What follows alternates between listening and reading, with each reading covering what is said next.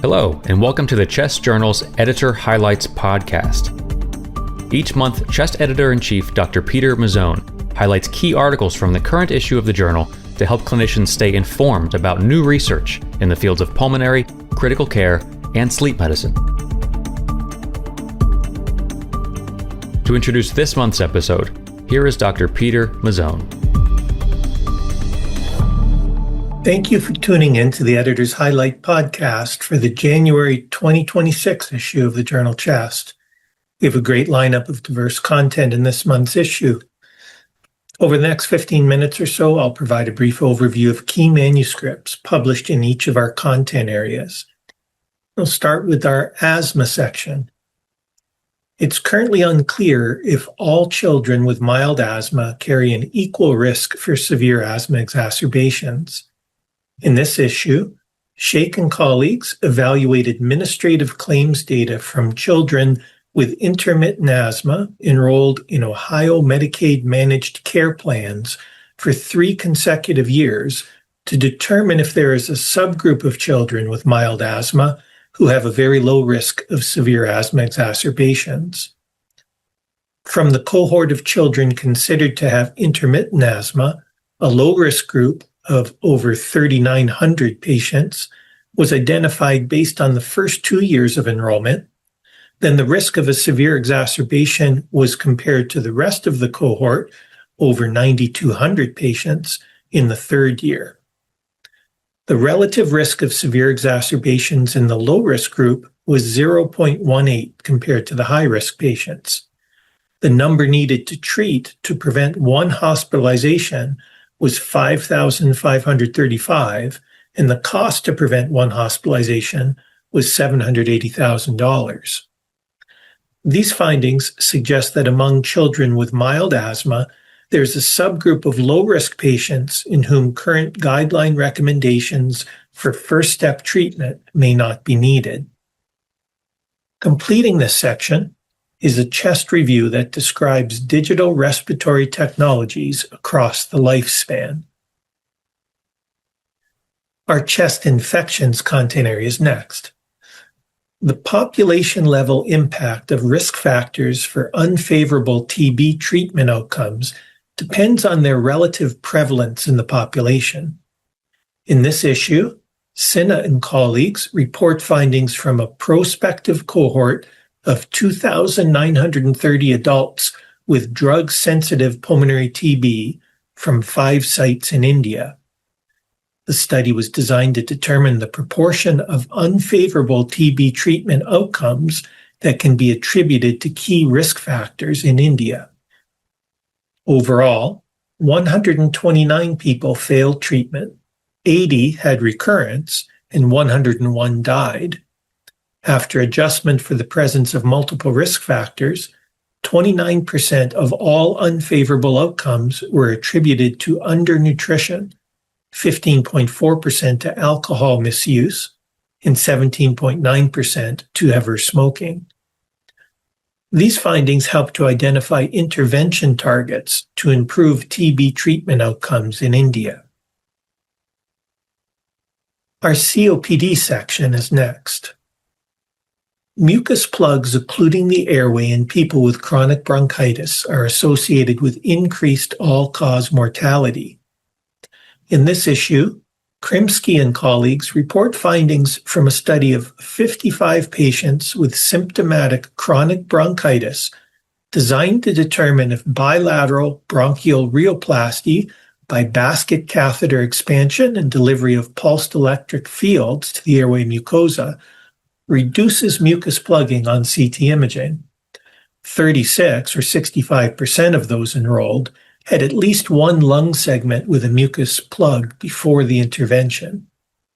In those with mucus plugging at baseline, the mean segmental mucus plug score was reduced by approximately 1 segment, with 52.8% of patients improving by at least 1 segment.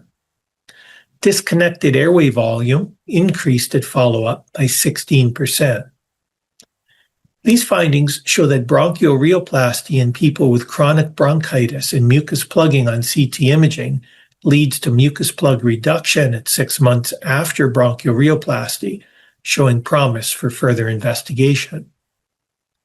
Completing the section is a prospective cohort study that explores the association between betel quid consumption and respiratory disease mortality in Bangladesh. Next is our critical care content area.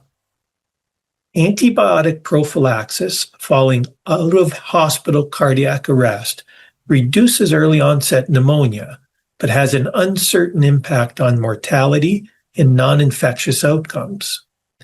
In this issue, Gagnon and colleagues report findings from a pilot randomized controlled trial with 52 participants designed to assess whether prophylactic ceftriaxone reduces the incidence of early-onset pneumonia without increasing the acquisition of antibiotic resistance genes after out-of-hospital cardiac arrest. The relative risk for early-onset pneumonia was 0.57 in those receiving ceftriaxone prophylaxis. There was a reduction in the use of open-label antibiotics in those receiving ceftriaxone prophylaxis, with a relative risk of 0.64, most of which were broad-spectrum antibiotics. Those randomized to receive ceftriaxone acquired fewer antibiotic resistance genes to frequently used antibiotics in the ICU, with an incidence risk ratio of 0.30.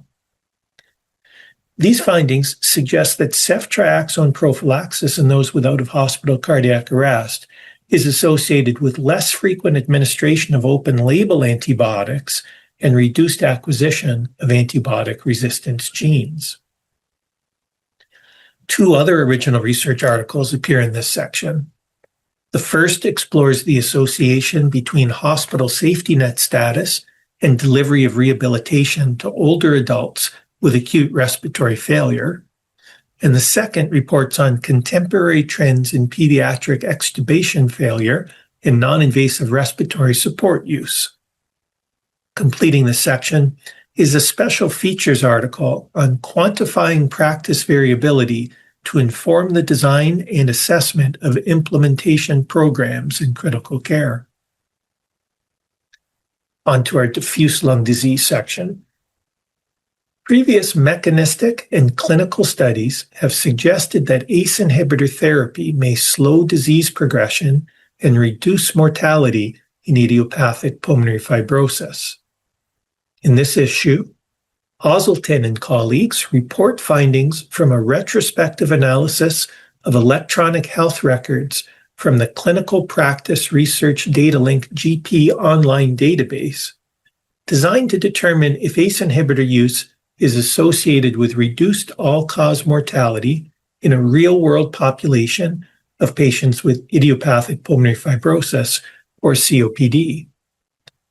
3,579 patients with idiopathic pulmonary fibrosis and COPD were included, matched by age, sex, and smoking history. 37% in the IPF cohort and 30% in the COPD cohort were ACE inhibitor users.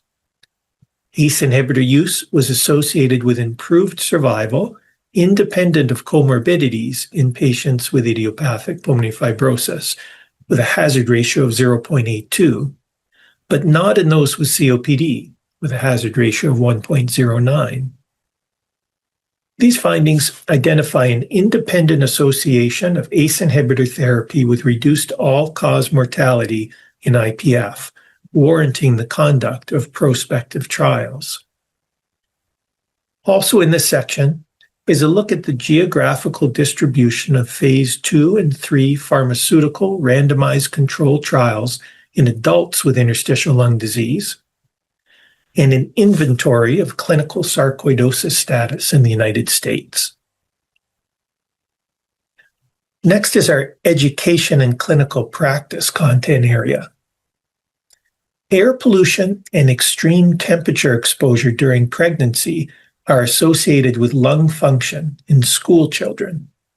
In this issue, Hugh and colleagues report findings from 429 mother-child dyads In the Programming Research in Obesity, Growth, Environment, and Social Stressors study, in order to determine the critical time windows during pregnancy when exposure to air pollution and temperature affects lung function in school children. Prenatal particulate matter and nitrogen dioxide exposures were associated with reductions in several measures of lung function at ages 8 to 14, when modeled as Z-scores that were adjusted for age, height, and sex. Both warmer temperatures at weeks 1 to 8 and colder temperatures at weeks 9 to 18 showed positive associations with the FVC Z-score. Stronger associations were noted in female participants, and no interactive effects of air pollution and temperature were noted. These findings highlight detrimental effects of early life air pollution exposure on long-term respiratory health, informing the development of targeted interventions to protect child health. Also in this section is a scoping review on the failure to report sex-specific risk factors in heart failure with preserved ejection fraction research. Completing this section is a How I Do It review on transitioning from race-specific to race-neutral reference equations for pulmonary function test interpretation, and a point-counterpoint debate on whether pulmonary and critical care medicine fellowships should require advanced cardiac point-of-care ultrasound competency. Our pulmonary vascular content area comes next. Manual interpretation of echocardiography can be time-consuming and prone to error. In this issue, Celestin and colleagues aim to determine if a fully automated deep learning workflow in echocardiography is reliable when assessing for pulmonary hypertension. The first part of the study evaluated the bias and precision of deep learning reads using core lab readers as the reference in 213 healthy individuals and 221 patients with pulmonary arterial hypertension. The second part assessed the ability of deep learning to discriminate milder pulmonary hypertension in 196 patients referred for right heart catheterization. No significant bias was noted for peak tricuspid regurgitant velocity, right atrial area, and tricuspid annular plane systolic excursion, while a bias of 11.5% was noted for right ventricular fractional area change. In the case control evaluation, peak tricuspid regurgitant velocity had areas under the curve of 0.99 and 0.98 for core lab and deep learning reads respectively. The AUC for pulmonary hypertension detection in the referral cohort was 0.79 for clinical lab reads and 0.75 for deep learning reads. These findings identify the promise of automated deep learning workflow for echocardiography in the assessment of pulmonary hypertension. Completing this section is a How I Do It review on the evaluation and management of pulmonary hypertension associated with interstitial lung disease. Next is our sleep medicine content area.